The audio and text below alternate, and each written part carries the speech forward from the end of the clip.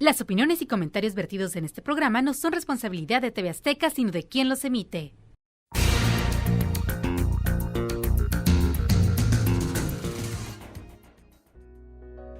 Machismo y misoginia, diferencias y coincidencias. Cuando nos referimos al machismo, no siempre refleja un acto de misoginia, o a la inversa. Si mencionamos una actitud misógina, ¿podemos considerarla machista en su manifestación? Las dos conductas, igual de condenables, parecerían que actúan en paralelo y no siempre es así. Cada una tiene lo suyo en cuanto a educación recibida, carga emocional externa y otros factores que intervienen en estos comportamientos tan diversos como complejos. Hoy invitamos a un especialista del tema que nos ayudará a comprender mejor esta disyuntiva causada por la confusión en los términos y la generalización que de ellos hacemos. Buenas noches y bienvenidos a un nuevo programa donde pondremos sobre la mesa un tema de interés general. Es un tema hoy, aparte de interés general, es un tema que a todos nos causa cierta efervescencia cuando hablamos de esto, de machismo y misoginia. ¿En qué se parecen? ¿En qué son distintos? ¿Por qué puede ser un machista que no sea misógino? Y, en fin, una serie de cuestiones que me gustaría que ustedes nos acompañaran esta noche, y para eso, bueno, traje a un experto que nos va a explicar de qué se trata este asunto, y le doy las gracias al licenciado Edmundo. ¿Cómo estás? Muy Sánchez? Bien, muchas gracias. ¿Cómo estás, muchas gracias. Edmundo? Encantado de estar aquí, gracias por la invitación. Bueno, me da mucho gusto recibirte. Gracias. Y ya tenía un tiempo que no nos acompañabas, pero yo siempre en estos temas complicados digo que venga Edmundo a salvarme, ¿no? Gracias, me siento muy halagado. Pues es un tema complicado, es complicado, porque en la actualidad tenemos como muchos puntos de vista. Va a ser como, depende a quién le preguntes y vas a obtener diferentes respuestas, porque va a haber respuestas de la psicología, va a haber respuestas de la gente común, del público, va a haber respuestas del feminismo, ¿no? Que vienen también a veces muy cargadas de cosas que pueden estar justificadas o no. Entonces, es un tema muy, muy complejo. Empezaría por decirte que sí son cosas diferentes, ¿no? Okay. El machismo y la misoginia son cosas diferentes y que son más o menos identificables esas ciertas diferencias. De hecho, la palabra misoginia es una palabra que son de esas palabras, yo diría, raras, que se explican a sí mismas, ¿no? Cuando te vas a la raíz de la etimología, esta viene del griego y te dice puntualmente odio a la mujer, ¿no? Entonces, ahí nos ayuda un poquito a entender. La misoginia es esta actitud y que generalmente desemboca en una acción, porque una cosa es la actitud que no se ve, ¿no? Se la tiene el individuo adentro, y la otra es la acción, la conducta que ya es observable y que en el caso de la misoginia es dañina, ¿no? Entonces, toda conducta misógina es una conducta dañina hacia la integridad de la mujer, sea esta física, emocional, social, etcétera, ¿no? Porque, y esto también abre pues, un abanico muy amplio de opciones y de temas que habría también que tratar, ¿no? Ese publicar en las redes sociales de manera despectiva el haber tenido un encuentro sexual con una mujer es un acto de misoginia, ¿no? Entonces, claro, entonces cualquier cuestión que va en el daño de esa integridad de la mujer, que puede ser física, porque la gente dice barbaridades, ¿no? He encontrado hombres que dicen cosas como, pues es que nunca le he golpeado, ¿no? Entonces, estamos en un nivel, no soy machista. Entonces no soy ni machista ni misógino porque nunca le he golpeado. Y dices, no puede ser, ¿no? Pero a ese nivel estamos inclusive de definiciones. Entonces, empezaríamos por ahí, ¿no? La misoginia es este acto deliberado de hacer daño, es un odio, hay una actitud que prevalece y se puede palpar, digamos, un desdén, una agresión, una humillación, pero va como en la psicología de la motivación diríamos es vectorial, ¿no? Se ve la fuerza, siente, se percibe. En el machismo no. En el machismo no. En el machismo sería como más una filosofía de vida. Es algo muy curioso. El machismo es más una manera de pensar, es una manera de interpretar que al reducirlo en su máxima expresión sería el hombre superior a la mujer, ¿no? Es decir, y de hecho desde ese punto de vista la gente igual no va a empezar a lanzar tomatazos, pero desde ese punto de vista hay varios pasajes de la Biblia que podrían ser interpretados al día de hoy como machistas, ¿no? Es una cuestión de educación, digo. De cultura, educación, así es. De que a un niño le digan, no sea mujercita, no llore, o exacto. Usted es hombrecito. Así es. Ese tipo de actitudes, ¿no? Y el machismo no solamente va en detrimento, es algo muy interesante y es una diferencia que podríamos apuntar con la misoginia. A diferencia de la misoginia, el machismo muchas veces no solo va en detrimento de la mujer, sino también del hombre.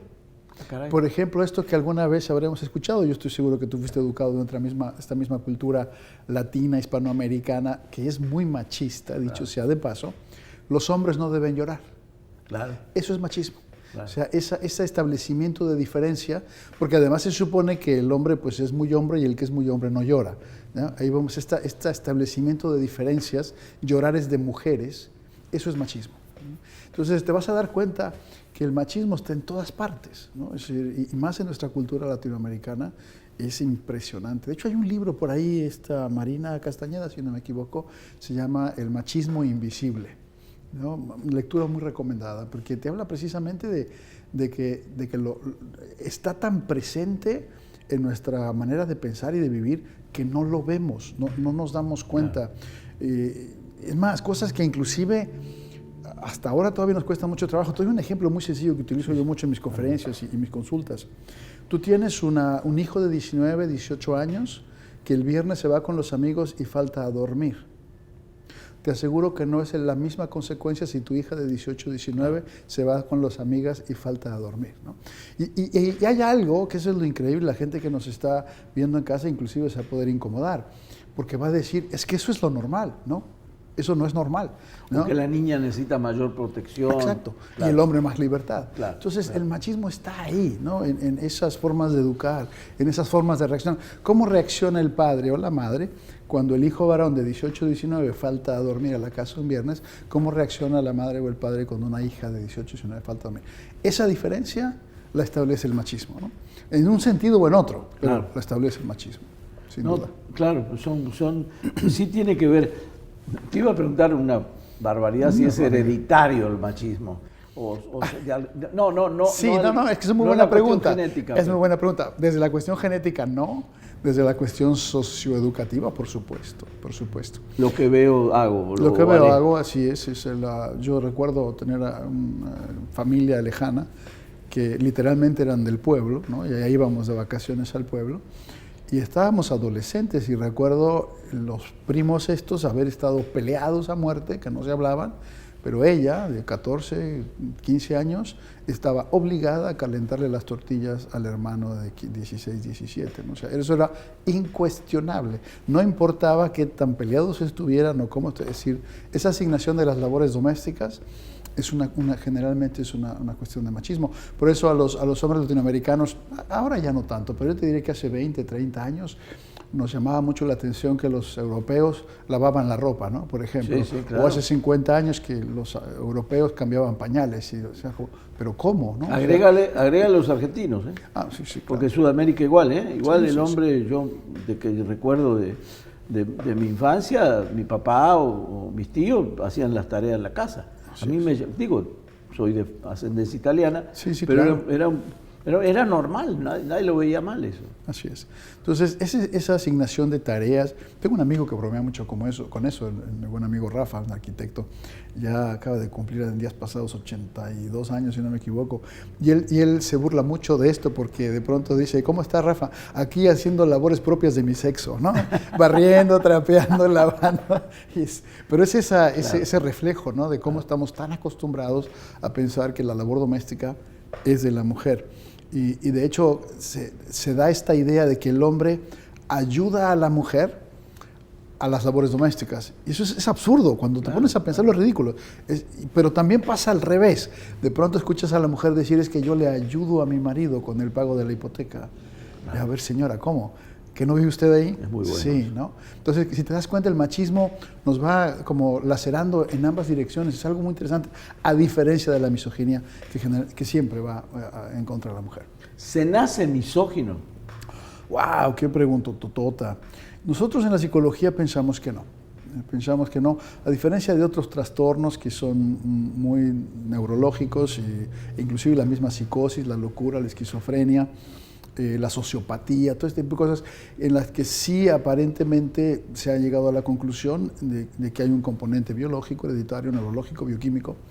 En la misoginia no. En la misoginia hasta ahorita seguimos pensando que es un proceso aprendido, es un proceso de educación, un proceso, digamos, neurótico, ¿no? Donde se establece una necesidad de hacer daño a la mujer, y que si nos metemos al psicoanálisis, que le encanta a los argentinos, sí, pues es una cuestión del conflicto con la madre, ¿no? Por supuesto, donde la imagen de la mujer queda mal introyectada, por abandono, por abuso, yo qué sé, y entonces viene este volcamiento de querer dañar a la mujer de alguna manera. Si vemos una persona con tendencias misóginas, y que cómo se trata a una persona, si quiere tratarse, si quiere cambiar y decir, no quiero... ¿Se puede tratar? ¿Hay cura, hay tratamiento? Sí hay tratamiento. La misoginia se le daría el curso de cualquier situación neurótica, ¿no? Es decir, cuando hay un conflicto, digamos, existencial, algo, lo que te impide funcionar en pareja adecuadamente, llevas 3, 4 intentos fallidos de formar una relación de largo alcance, de largo plazo, y no te ha funcionado, bueno, algo está fuera de lugar. Entonces se da esa aproximación de tomar conciencia de qué estoy haciendo, qué estoy pensando. Rara vez le podrás dar a un misógino el diagnóstico de misógino, ¿no? Claro. Rara vez. Claro. Porque primero lo va a rechazar. Y a lo mejor podemos empezar justamente con el machismo, porque ahí habría otro punto de confluencia y divergencia. Por lo general, todo misógino es machista. Por lo general.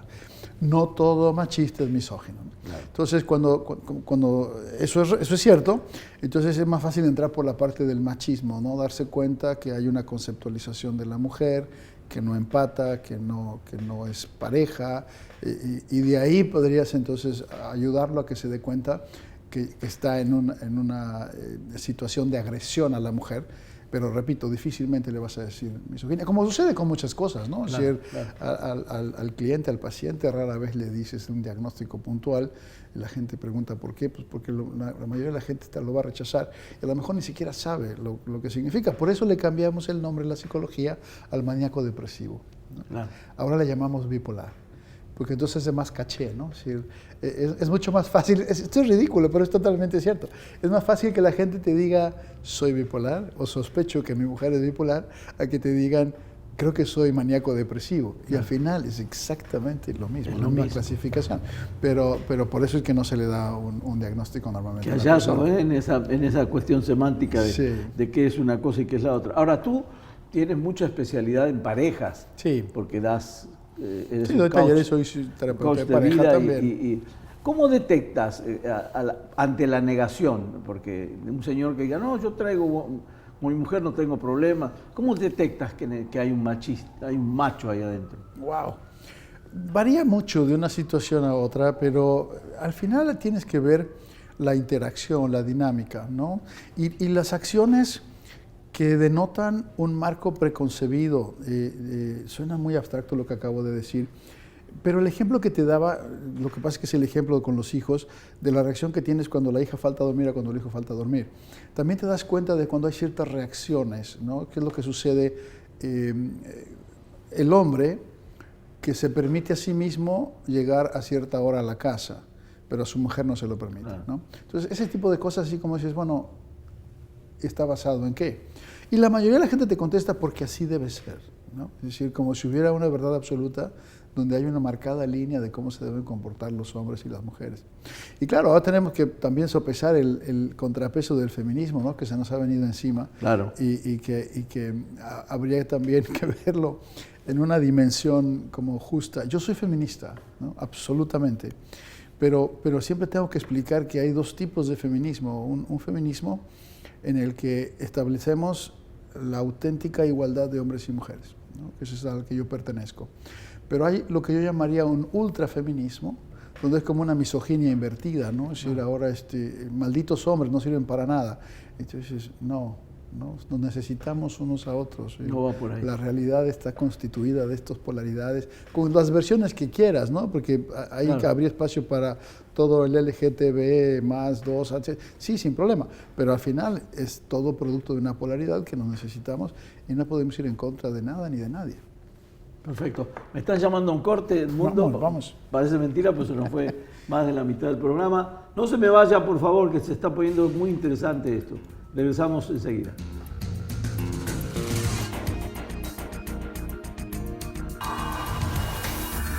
Regresamos. Continuamos.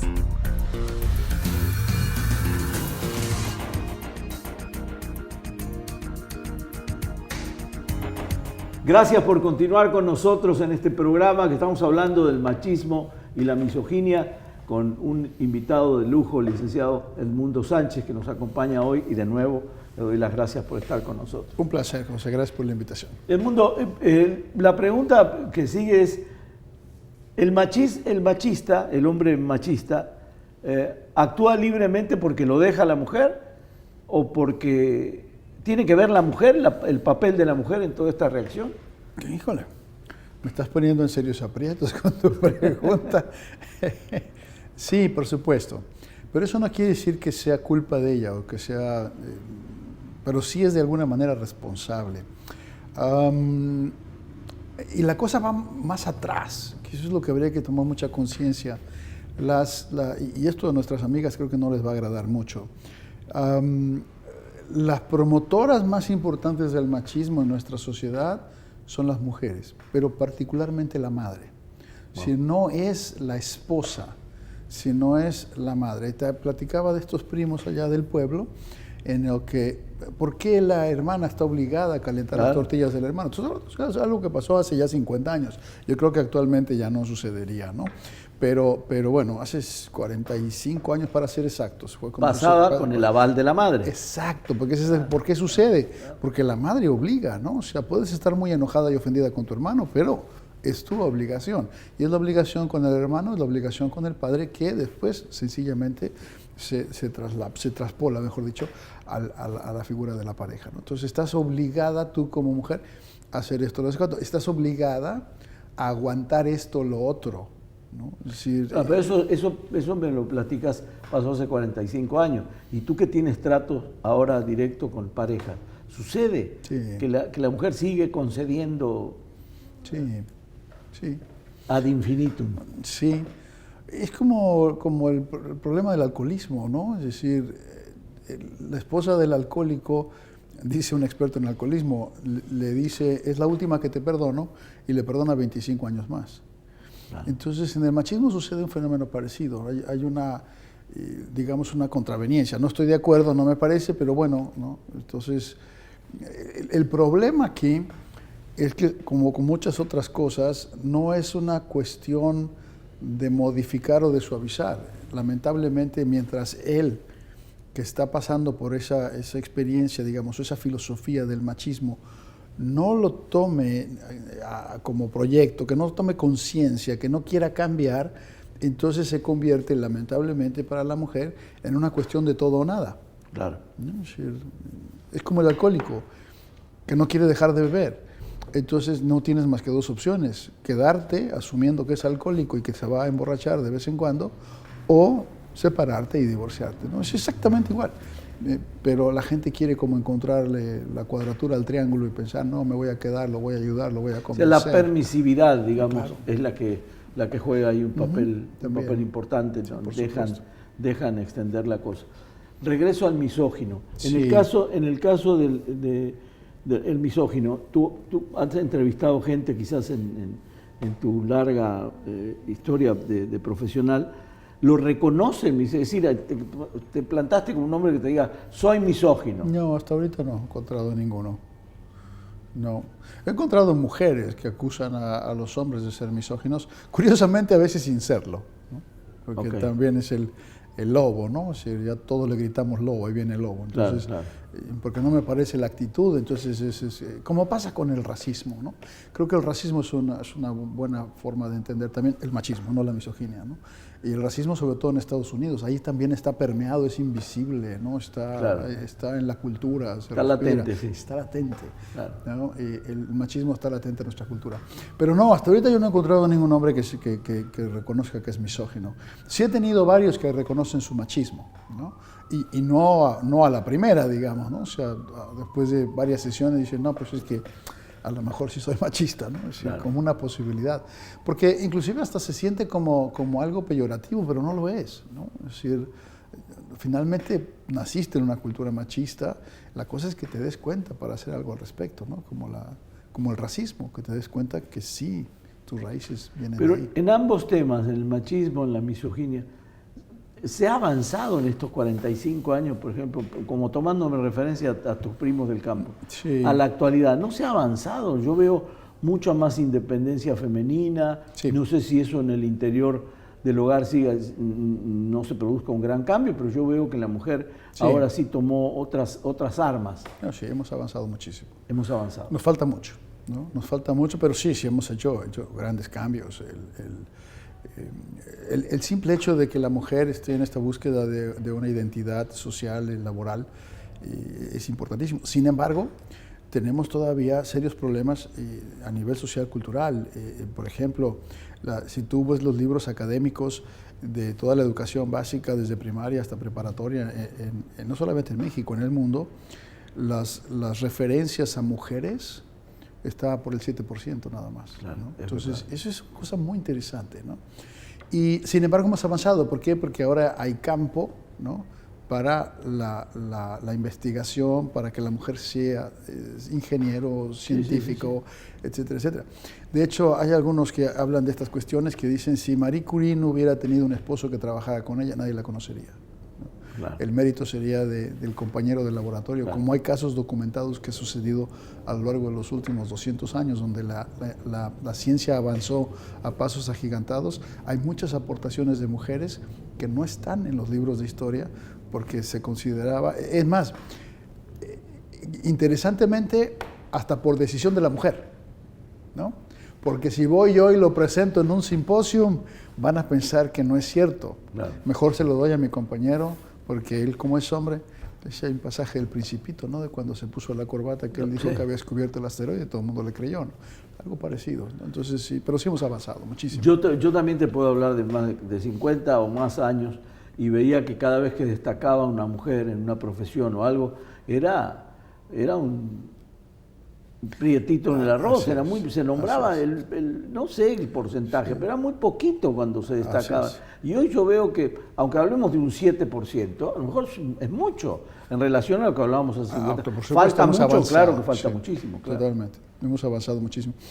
Pero tenemos estos dejos que no podemos hacer. Te doy un ejemplo de lo que le pasa. A mí esto no me pasa porque de verdad, yo te aseguro, y no lo digo por quedar bien, que soy muy feminista, pero veo la reacción en algunas personas cuando se dan cuenta que el piloto que va a manejar el avión es mujer. Claro. ¿No? ¿Es el piloto? Es como, hay un algo, es impresionante y para mí es hasta divertido, ¿no? Porque dices, sí, ella es la que va a volar el avión. Así como que cuesta un poco de trabajo. Otra cosa donde hemos reflejado mucho nuestro machismo, que esto es algo de todos los días aquí, nos cuesta muchísimo trabajo aceptar que vivimos con una mujer que gana más que nosotros. Claro. Eso es muy complicado, sobre todo para el hombre latino. Todas esas pequeñas cosas son las evidencias de que nos falta todavía mucho por avanzar, pero el saber que tu esposa contribuye en una parte muy importante al salario, al ingreso de la familia, por supuesto que es un avance. Qué amplio es el universo, ¿no? Del machismo o el feminismo y lo que han avanzado. Sí. Y a mí me acaba de pasar con un amigo que me dijo, mi hija es piloto de Southwest, y yo decía, ¿cómo piloto? Sí, es piloto. Dice, al principio la veían, lo que acabas de comentar, yo lo he vivido hace unos días y sí a mí me impresionó, porque claro, conducen un avión y lo harán mejor quizás que el hombre, porque la disciplina... ¿Por qué no? Así es. ¿Por qué no? Ahora, ¿por qué? ¿Cómo defines que tú eres feminista, por ejemplo?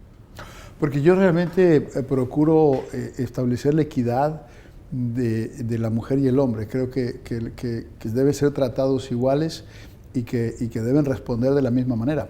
Lo que pasa es que esto lleva a la incomodidad también, ¿no? Porque te voy a dar un ejemplo. De pronto las mujeres son muy independientes, muy feministas, pero cuando llega la cuenta del restaurante se vuelven tradicionales, ¿no? Entonces, a ver, espérame, no. Vamos juntos en esto, ¿no? O sea, ella exige y entonces vamos juntos acá y a veces tú invitas, a veces invito yo, o partimos la cuenta por la mitad. Es decir, vamos a hacer un proyecto de vida. Yo te podría decir que yo fracasé en una relación de pareja porque yo era el feminista y ella era machista. Así de ridículo, ¿no? Claro. Porque auténticamente había esa idea de que yo tenía que ser el responsable principal del aspecto financiero. Y yo dije, no, pero espérame, yo nunca te invité a ese proyecto, ¿no? Pero eso es lo que ella pensaba que estábamos haciendo. Dije, muy buen ejemplo. No, por ahí no es. Edmundo, el tiempo es tirano. Yo te escucharía hablar horas y horas. Sabes que aquí regalamos libros. Yo sé. Que te dejo un... Y por eso vengo. te creas. Es un placer para mí venir. Y muchísimas gracias por tus enseñanzas, porque cada cosa que hablamos contigo aprendemos mucho y el público lo sabe. Así que muchísimas gracias. Gracias y te invito en otro momento para por seguir supuesto, cuando tú quieras aquí estaremos puntuales. Muchas gracias por venir. Gracias. Placer. Y a usted, gracias, buenas noches. Hemos tenido un programa muy entretenido, por lo menos para mí, espero que para usted también. La semana próxima nos vemos. Buenas noches.